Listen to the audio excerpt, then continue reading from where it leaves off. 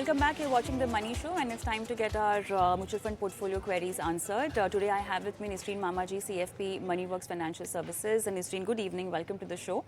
And we also have Ankit from Raigad on the phone line with us to ask his question. Ankit, hi, good evening. How are you doing today? Ma'am, my voice is audible, ma'am? Yes, I can hear you. Thank you so much for sending us your question. So you have Parag Parekh. What fund of Parag Parekh do you have in your portfolio? Parag Parikh Flexi Cap, ma'am.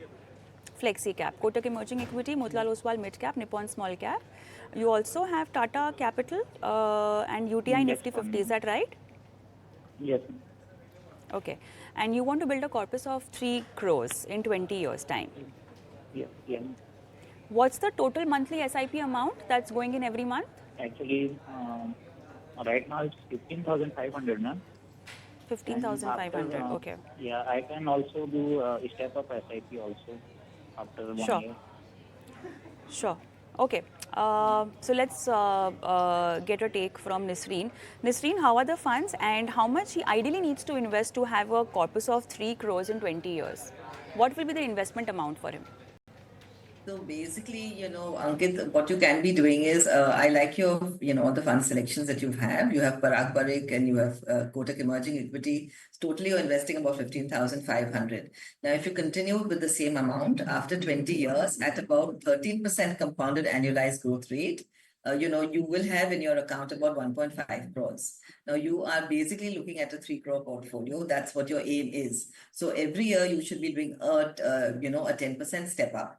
So if you're starting with 15,500, then the next year you start off with another 1,500 to 2,000 rupees, which is a 10% step up. So, keeping in mind that inflation is about 5 to 6%, and your annual income will also increase by a certain amount every year, it makes sense for you to top up your, SIP investment every year by minimum 10%. If you do that, you're good to go. You'll have about 3 crores rupees at the end of 20 years.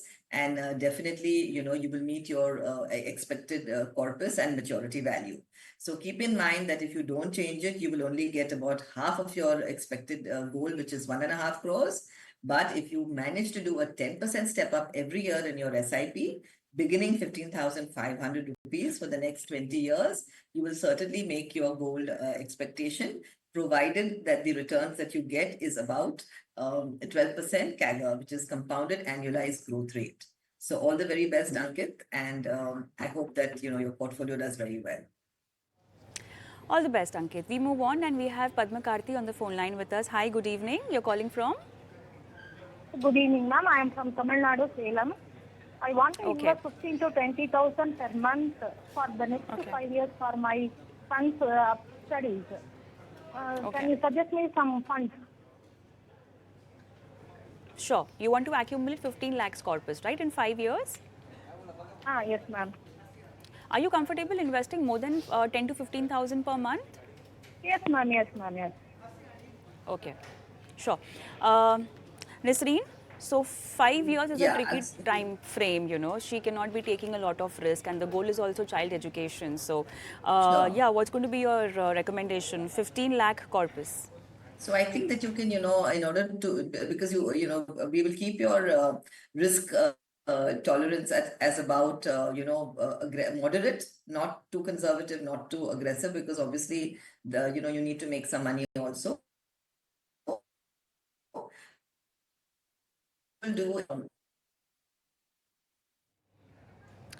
Okay, I think there's some broadband issue over there. Okay, Nisreen, are you back?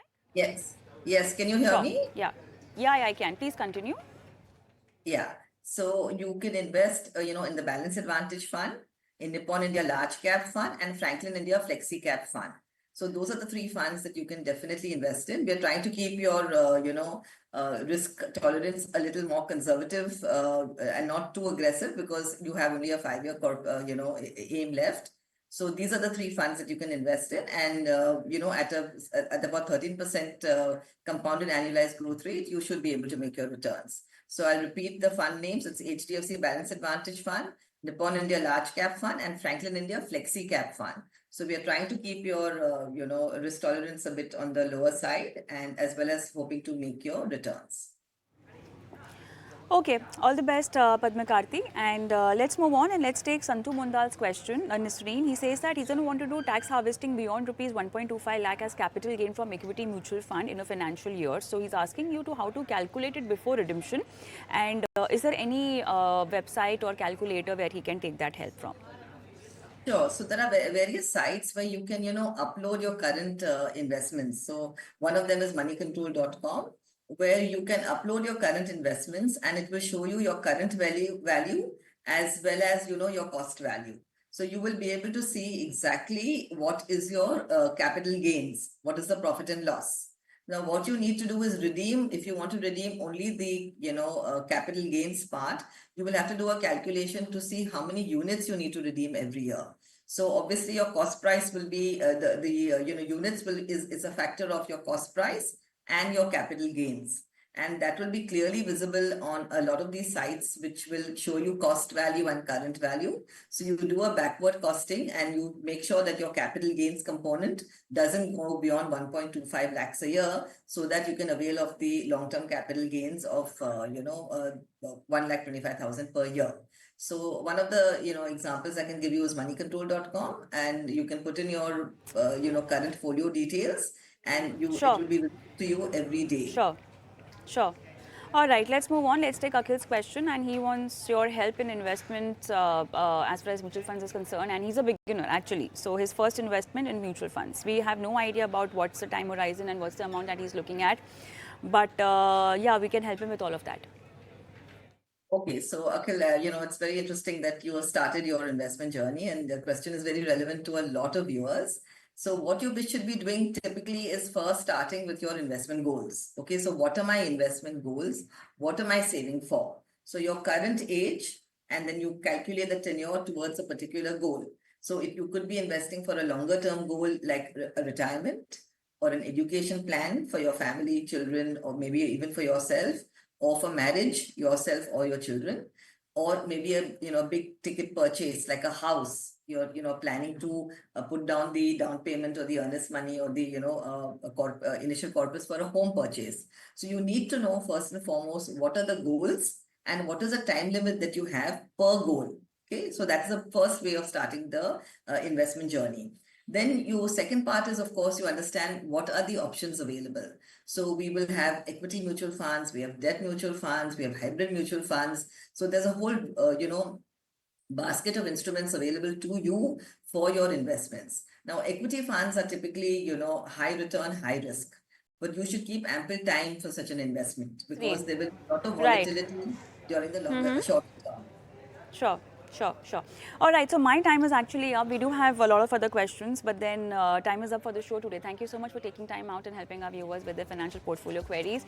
And on that note, it's time to sign off also, but I'm going to leave our viewers with our WhatsApp number and email ID where you can send across your portfolio queries, and we will have them answered live by our experts on the show. Thank you so much for watching. Goodbye.